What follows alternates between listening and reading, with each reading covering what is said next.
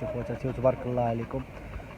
كلشي باغي يسافر وما عارفش فين يسافر، واش يقدر يسافر بباسبور مغربي؟ كاينين الدول اللي يقدر يسافر لها غير بالباسبور مغربي ولا لا؟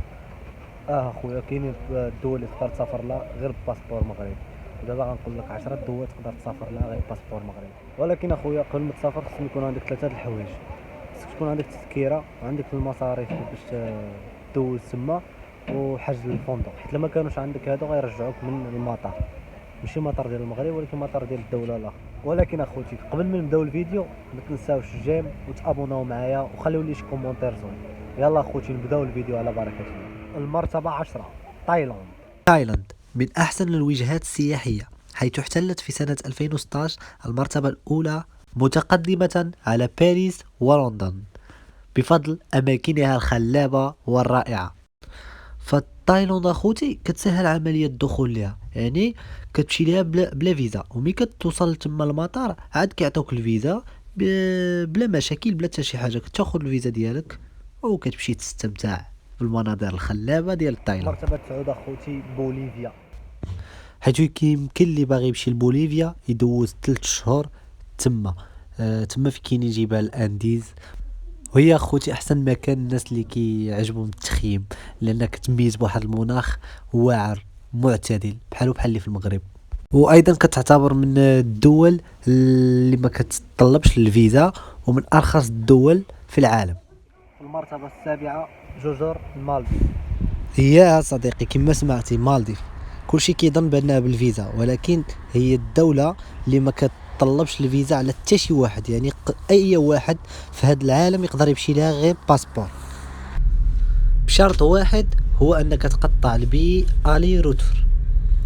هاد الشرط اللي كيخليك ترتاح حدا البحر في احسن بلايص بحال هادو كما كتشوفوا دابا في هاد المقطع الفيديو. لهذا كنصح اي واحد يمشي لهاد البلاصه، هاد البلاصه زوينه بزاف. حداها كنلقاو جزر ستيشل، حتى هي تتميز بشواطئ الرائعه، وحتى هي تتميز بمجانيه الدخول بدون فيزا. بالنسبه للمده 30 يوم، ولكن قابله للتجديد.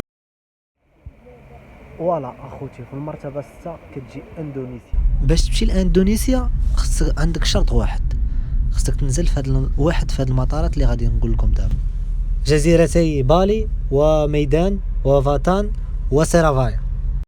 ما يمكنش تجي لاندونيسيا وما تاكلش الاكل الشعبي ديالهم. اكل الشعبي كيعد من جماليات البلاد. ايضا ما يمكنش تجي وما تمشيش لبالي.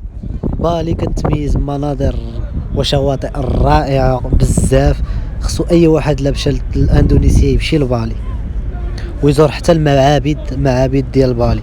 وفي المرتبه الخامسه اخوتي كتجي هونغ كونغ. هونغ كونغ كتواجد جنوب الصين، كتميز بالحكم الذاتي ديالها، كتسهل عمليه دخول السياح. التاشيره اخوتي كيعطيوها لك ملي كتوصل للمطار، كتبدا من 7 ايام ل 90 يوم.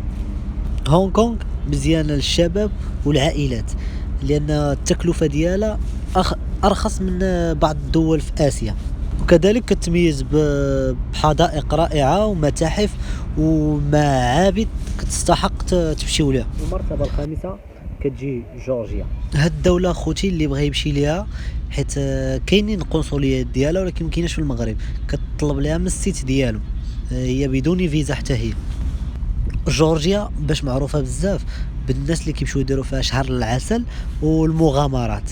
اللي بغى يغامر يمشي لجورجيا. جورجيا واعره ورخيصه بزاف، رغم ان السفر لكل شي الناس كبار وصغار، الا ان تايلاند كيمشيو لها بزاف الشباب، لان فيها كل شيء. تقدر دير مغامرات، تقدر تشوف البحوره، الماكله، الناس كيفاش كيعيشوا، كل شيء تقدر تلقاه في تايلاند. هنا تقدر دير المساج التايلاندي ديال الفيول كما كتشوفوا في الصوره، واعره بزاف. كوريا الجنوبيه. خصك صديقي ضروري تزور كوريا الجنوبيه. عرفتي علاش؟ جوج حاجات اساسيات. الاولى ان هادشي كامل اللي شفناه فيها ديال هاد البلدان كاملين الاسيويه فيها. الثانيه لانها باقا محافظه على الاصاله ديالها، ما تاثرش بالعولمه.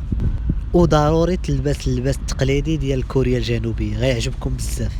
وحتى اللي كيعجبو يشوف الناس شنو كيعبدوا، راه عندهم بزاف ديال الديانات تما. فوالا خوتي ثانيا كتجي تركيا، واخيرا تركيا، وواحده غنخليوها تندير لها فلوغ ديالها خاص حيت كتعجبني بزاف. خليوها سكري. سادس أحسن وجهة في العالم تركيا، إمبراطورية العثمانية، مناظر رائعة، محافظة على التاريخ ديال الإمبراطورية العثمانية، نص ديالها تركي نص ديالها أوروبي. حتى هي أيضا تقدر تمشي لها غير بباسبور.